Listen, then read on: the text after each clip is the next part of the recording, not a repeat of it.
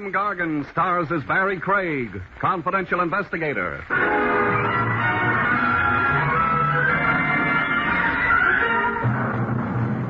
It's a sad fact, but very few murderers ever amount to anything. They're in such a killing profession, and when they come to the end of their rope, there's always a noose attached to it.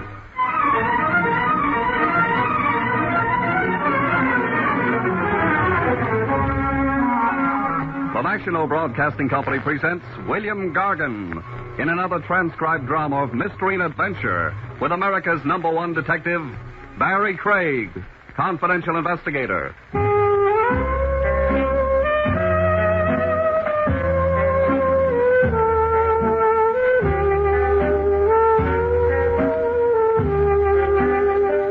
Barrie Craig speaking. Ever noticed the fact that the work a man does leaves its mark on him? 9 times out of 10, you can spot a doctor, a lawyer, a butcher, a baker half a block away. I wonder what a confidential investigator looks like. He looks like me. I figured the above philosophy represented a good day's work. The shadows were creeping along Madison Avenue, and I got out of the office. And I locked the door behind me. Maybe I could fool a burglar into thinking I had something worth stealing. I hoped I wasn't waking Jake. A night elevator man needs his sleep. Something was wrong. He'd started the elevator up almost before I'd finished pushing the buzzer. You can spoil tenants awful fast that way. Jake? Hey. You suffering from insomnia? No. You've been reading a book on how to get ahead in the world? No. Well, stop chattering and let's get started. You got the door shut fine. Now we're supposed to go down. Oh, glad you reminded me. They didn't have any elevators down on your farm in Vermont. No. It figures. No office buildings, neither. That figures, too. No shiny cars, no blondes. What did you do during the long winter evenings? Decided to leave the farm, Mr. Craig. Well, right about now is when you open the elevator door. Ain't sure I should. Why? Tain't the farm. Meaning, we've got elevators, office buildings, shiny cars, and a blonde? Yep. I'm not afraid of blondes. Back in Vermont, 'twas a pop usually carried the gun. But here? She's carrying it. Must be a strain on her. Open up, Jake. Yep. Where'd you hide her? The shiny car. Outside? That's the one. Oh, I like 'em that shape. Long, rounded, smooth. You mean the car? Oh, sure. As far as the blonde goes, there's not a wrinkle or a gun on her. A bag. Oh. I see it when she powdered her nose. Well, maybe it's a trick cigarette case. No. She could be waiting for somebody else. Nobody else in the building. Then I'd better not keep her waiting. After all, you can only die once. Once is enough. Don't remind me. Besides, blondes rarely have any reason to shoot me. Boasting? Just being wistful. Good night, Jake. Night, Mr. Craig.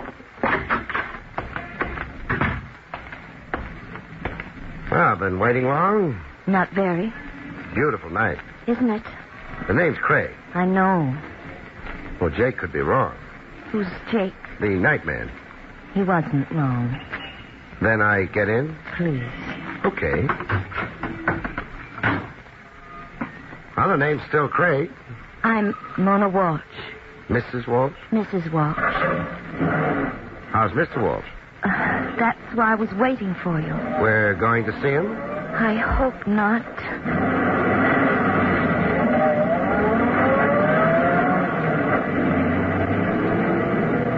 I could think of an easy explanation. Mona Walsh had seen me, had been carried away by my rugged physique and my mildly scrambled features, and was now carrying me off to a tryst among the pines, or maybe the maples. It was too easy an explanation, and it didn't include the gun. We're going someplace or just cruising? I'm trying to find words, the best way to tell you. I've been a confidential investigator for quite a while. You don't have to find the best way. My husband isn't Mr. Walsh. He's Ted Walsh. Well, what difference is that? Wait a minute. Ted Walsh? That's right. The Ted Walsh. If I remember my newspaper headlines correctly, he's killed a few men here and there. Yes. His last little effort was robbing a bank someplace in Massachusetts. And killing a guard. And killing a guard. Nice guy. I didn't know what he was when I married him. You probably won't believe that. If you turn out to be a client of mine, I'll have to believe it. But it's true. I didn't know until just recently. When I found out, I left him. Came here to New York. Fair enough. You're in the clear. What's bothering you? Ted's in New York, too. New York's a big place. Ted's terribly in love with me. He came here for only one reason. You could keep your door locked. Oh, please don't joke. I wasn't joking. Keep your door locked and your telephone handy. The police would be glad to remove him from your doorstep. Ted would spot them. Then he'd know I told the police about him. He'd get away from them. He's done it before. He'd kill me. Possible. But if you watched for him, he wouldn't spot you. Then, as soon as he came, you carry a gun, don't you? I've got a license, too. Well, then everything would be all right, wouldn't it? Might be. There'd be a fee. I thought perhaps $500. Oh, that's too high. I generally get $50 a day in expenses. Well, that doesn't seem enough. I run a one-price shop. Well, all right. This your place? Yes. Well, let's get out. Small house. Stay there alone? Yes. I can see why you'd worry. I feel nervous, exposed, standing around like... Well, we'll try the house. I'd better go in with you. Of course. In case he's a little early. Oh, I hadn't thought of... Don't get excited. I'm probably too careful. But we'll check anyway. Got your key? Oh, here. Over to the side, huh?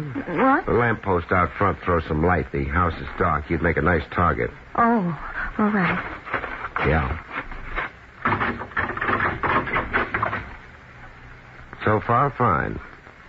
Light switch near the door? To the left, on the way inside. Okay, stay where you are. Clear enough. Come on in.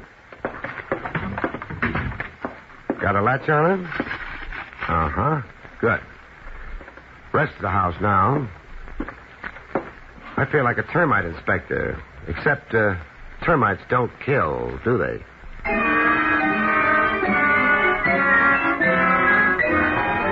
Mr. Walsh was not at home. Mrs. Walsh felt good about it. I didn't have time to get philosophical about marriage. I checked the back of the house for good measure. A high fence took care of the garden and the back door. There was only the front door to worry about. You're alone in the house, Mrs. Walsh. Yes. When I shut this door behind me, you'll lock it. Of course. Then if your husband comes calling... I'll be safe. You won't have to use that gun you're carrying around anyway. You'll be out front someplace? Yeah. The nearest convenient doorway. I'll find one. It's one of the things you'll learn fast in my business. How to find convenient doorways. So long, Mrs. Walsh. So long.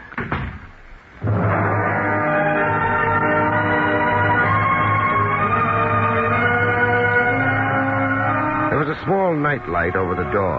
That was nice. It would light up Mr. Walsh neatly if he visited. I had my choice of 2 or 3 doorways from which I could watch the Walsh house and be close enough to have a clean shot at Ted Walsh. I passed them all up.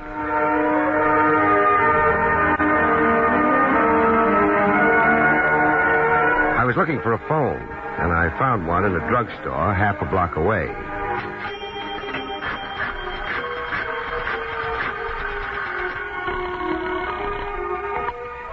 Lieutenant Rogers, homicide. Barrie Craig here. Aloof tonight, eh? Watch those college words. People will think you're educated. I am. Tonight you're not ashamed of being a college graduate, Lieutenant? I'm all alone in the office. Nobody will ever find out. I'll tell them, Trav. Unless I do what? No blackmail. I want some information, though. You might have it. You flatter the department. It's about Ted Walsh. Walsh. We'd like some information about him, too. For example, where to get in touch with him.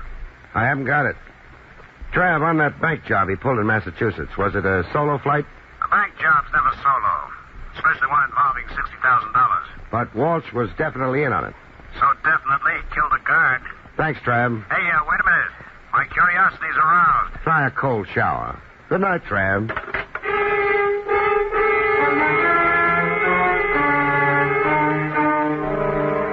That, for what it was worth, was that. I went back to Mrs. Walsh's little gray home in the West. It looked the same.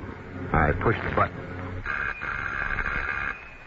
Who is it? Barrie Craig. Leave the door on the chain, but open it a crack, huh? All right. What's the matter? I've decided to throw up the job. What? Yeah, I'm resigning. But I don't understand. It's a clear saving of $50 for you. Why are you... Let's say the hours are too long, huh? Good night, Mrs. Walsh.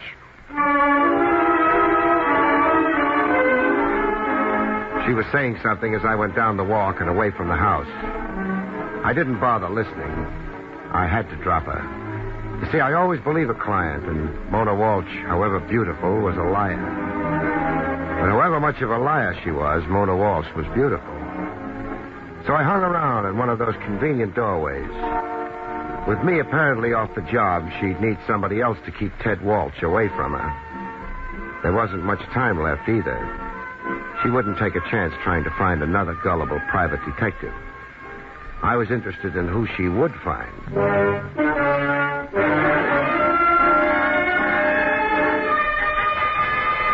It took maybe a half hour for my replacement to show up. He was an anti-doorway boy. He picked an alley. I thought he looked lonely, so I dropped in on him. Hello? What? Hey, who? The name's Craig, Barrie Craig. What do you want? I'm trying to find out what's special about this alley. Nothing. I'm crazy about alleys, that's all. You're sticking to that? Sure. Then... Let's go. I thought you'd be packing one. What? You ain't got no right taking a guy's gun. I'm a lot bigger than you are. Would you like to argue about it? Well, there's a dame in that house. Ted Walsh's wife. She's kind of worried he might show. She doesn't love him anymore? Well, I wouldn't know nothing about that. The orders was he don't get to her. What does he get? Never mind. Who's got all the big concern for Mona Walsh? Oh, why don't you leave me alone? What's your angle? Maybe I want to send your boss flowers because he's a humanitarian. Feed me a name. I didn't tell you nothing, understand? Of course. It's, Mr. Harold. Harold? Yeah, but remember, you didn't get it from me. I'll remember. Here's your gun. Oh, yeah. I'm worried about Mona Walsh, too. Oh, you don't have to worry about her. Nobody will get the jump on me again. I hope not. So long.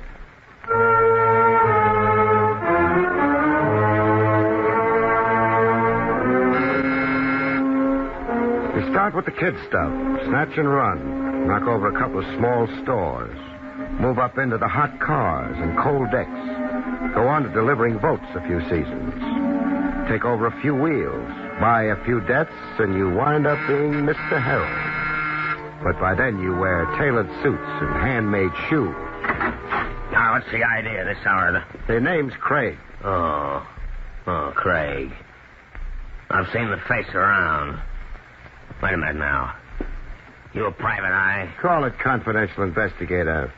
Makes it seem more dignified. Yeah, well, call it what you want, but get out of here. Not until I see Harold. Let's make it Mr. Harold, huh? And he ain't seeing you. You ain't the type that appeals to him. He's seeing me. You pushing your luck or something? When I say you don't see Mr. Harold, you don't see him. So far, it's only your word. It's more than a word. Everybody's got one. Yours licensed? What do you care? Keep pushing and you're a trespasser. Okay. Yeah, Mr. Harold. What's the trouble? Yeah, I'm having words with a private eye who wants in. Oh, indeed. Let him in, Bogan. I haven't seen one in years. Okay. Who knows? He may want to have his license renewed. Not exactly. The name's Craig. Bogan, put that gun away and leave us, Okay, Mr. Harold. Bogan is so impulsive. A little crude, too, or haven't you noticed? He doesn't polish easily. It's getting late. What's half of $60,000, Harold? $30,000. That kind of money worth a death? I haven't seen the latest quotations. Ted Walsh knocked over a bank a couple of weeks ago, killed a guard, and collected $60,000. An enterprising young man. He had a little help. The way I figure, it was $30,000 for Ted, $30,000 for the help. Seems equitable enough, wouldn't you say? Yeah, but Harold, how do you share the debt? Harold needed a little time. I let him have it. The room was nice. Good furniture, oak paneling on the walls. Small Renoir hung just where the light would hit it in the mornings. A girl brushing her hair before a mirror. She looked like someone I'd seen, and for a minute I couldn't remember where. She looked like the girl who'd married Ted Walsh. You must have some interest in the rather sordid subject of Ted Walsh and his peccadillos. Why? Mona Walsh. She tried to hire me. She's a lovely girl. You wouldn't hire? She lied to me. Sad. She wanted me to protect her against her husband. She'd heard he was here in New York. She didn't tell me who told her. Why? I really couldn't say. She wanted me to stake out in front of her house. So when Walsh got there, I'd take him. But, Harold, how would Ted Walsh have found her house? She wouldn't have told him, not if she was really afraid of him. Isn't all this Mona Walsh's problem? No, Ted Walsh alive gets half of the $60,000. Ted Walsh dead gets a mouthful of dust in Potter's Field. How picturesque. The problem is how to kill Ted Walsh without annoying the police. The answer is hire a private detective, let Ted Walsh know where his lovely wife is, and he heads for her. The private detective kills him. All nice and legal. I suppose it would be. Harold, you picked me to kill Ted Walsh for you. You're ruining my tie. Sorry, I have trouble with my temper sometimes. I don't like being a hired gun, Harold. You turned the job down, didn't you? What more do you want? I don't know. Maybe I'm worried because a liar is so lovely.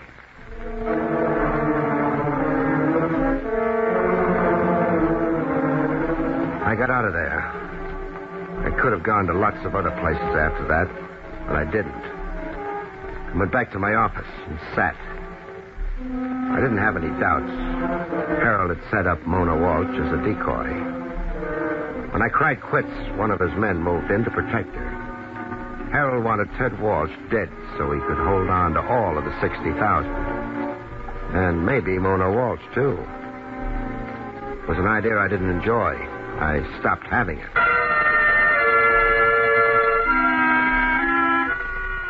I was waiting without knowing what I was waiting for. I thought it might be nice if I had a Renoir to hang next to the dusty license on the wall. Then I thought of the people and the motives that kept me in business. I decided the Renoir wouldn't fit. The hours dragged by, and I stopped kidding myself. Nobody phoned. Nobody would phone. I'd get up and go home and go to sleep. I got up, but I didn't go home.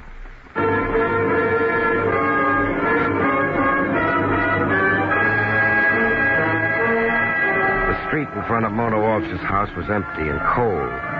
The lights in Mona Walsh's house were out. And the boy in the alley wasn't there anymore. I was wrong. I hadn't gone deep enough. The alley closed in on me, and then I found him. He was propped up against the wall, his legs straight out before him, his head slumped down over his chest. He might have been brooding about the blood that had poured out of that chest if he hadn't been so completely dead.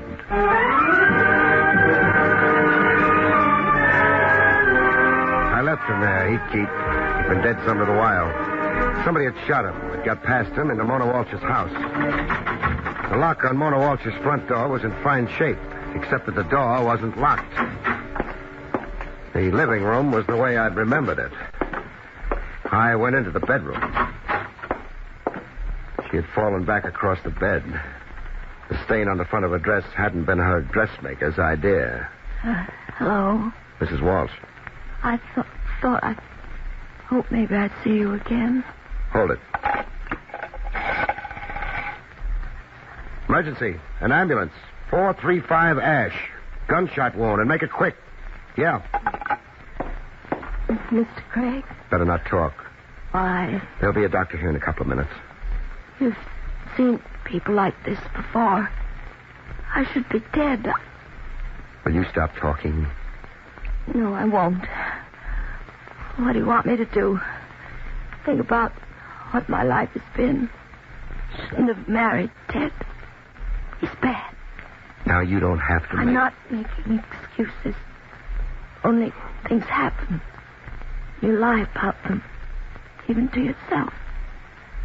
Now I don't have to lie anymore. Once the doctor gets here, you... Oh, please. It's all going so fast now. Kiss me. Good night. When I was a little girl, my father always... Please. Sure. Thanks.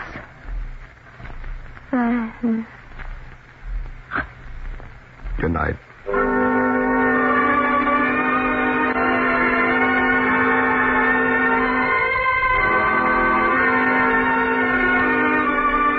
The doctor was a little late. The police arrived and made noises and were very busy. Mona Walsh didn't pay attention to any of them. Barry? Yes, Lieutenant. We haven't been able to get a thing. A couple of the neighbors heard the shots but thought they were a car backfiring. That happens. Which gives us the time Mrs. Walsh and the character in the alley were killed. An hour and 10 minutes ago. Does knowing that make you feel any better? With all the deaths you've seen, Barry, you ought to be a little more callous about new ones. Maybe I don't try hard enough. Stay the way you are. It's better. Otherwise, you lose humanity. None of us can afford that. They teach you that in college? It's not taught anywheres. Something you either know or don't know. Our policeman isn't supposed to give lectures, though, so... Ted Walsh is out in the open now. He must have holed up for the last couple of weeks, but, we know he's in New York now. We'll get him. Yeah. Mind if I get out now? No. Where are you going? We could, kill a few bears after I'm through here. Thanks, but not tonight, Trav. Because, you see, I won't be through for maybe longer than that.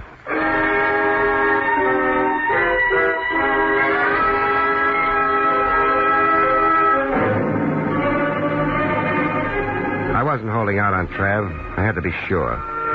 There was only one place I could think of that might help. If I were Ted Walsh, I'd go visit Harold. I wasn't Ted Walsh, but I went to visit him anyway. I always enjoyed driving. It was a nice night for it. The only thing wrong was a red stain on a girl's dress. There was a car parked outside Harold's house. It started pulling away as I came up. I didn't try to figure out anything subtle. I just cut my wheel right into it. Both cars stopped quick. I was out of mine before Bogan could quite make it. But he made it out of his car. Hello, Bogan. Why don't you watch where you're driving? Yeah, me. Oh, you don't want the gun, but I do. Why, you bitch. You'll wake the neighbors. Thanks for the gun. Yeah. Hey, warm, and it's been fired. Within very recent history. Now, listen. Let's see if there's anything else in your car, huh? No. Nothing that moves. Bogan? Yeah. I can't take the time to deliver you. I'll have to put you on deposit for a little while.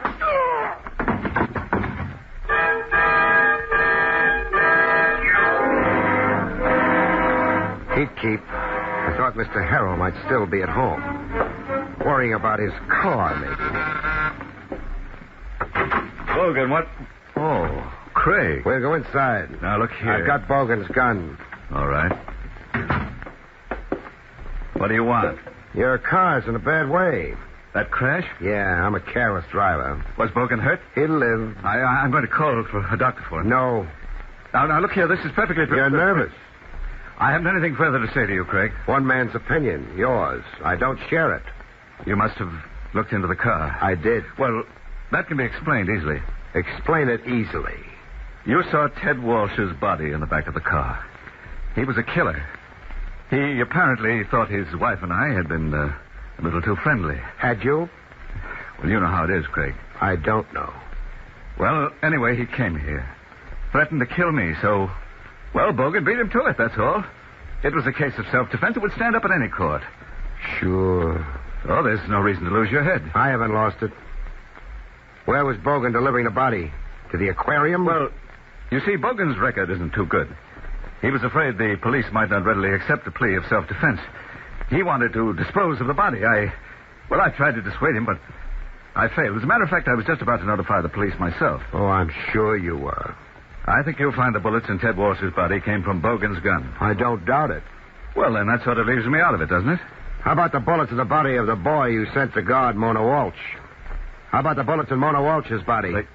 They're dead? They're dead. Oh, it's terrible. Sure. Ted must have got to them.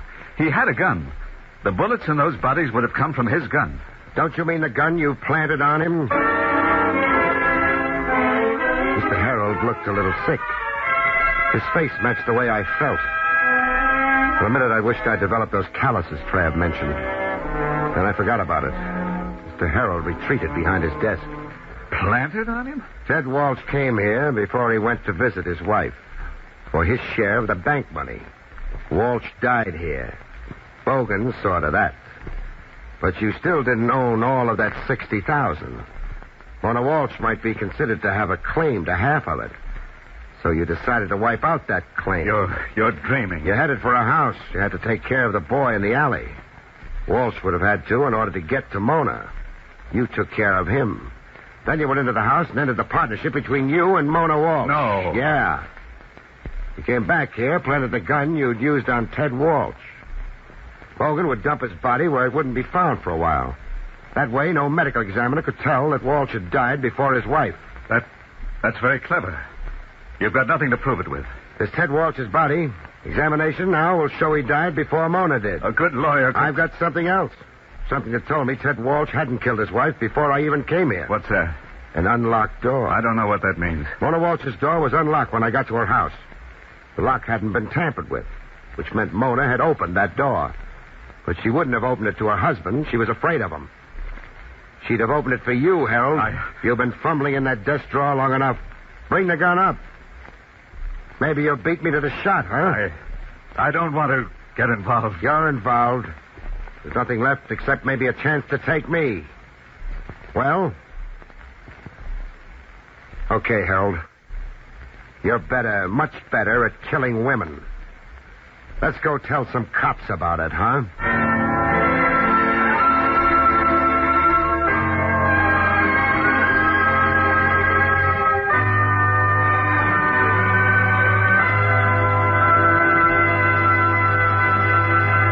You've been listening to William Gargan in another exciting transcribed mystery drama from the adventures of Barrie Craig, confidential investigator. Tonight's story, The Long Way Home, was written by Lou Vittis. Next week, it's the strange story titled Dead Reckoning, about which Barrie Craig has this to say. Next week, matter triumphs over mind when a corpse with no head for figures starts pitching his weight around, with yours truly playing catch. Good night, folks. See you next week.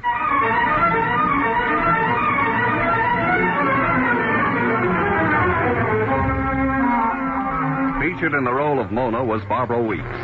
Barrie Craig, starring William Gargan, was under the direction of Hyman Brown. This is Don Pardo speaking.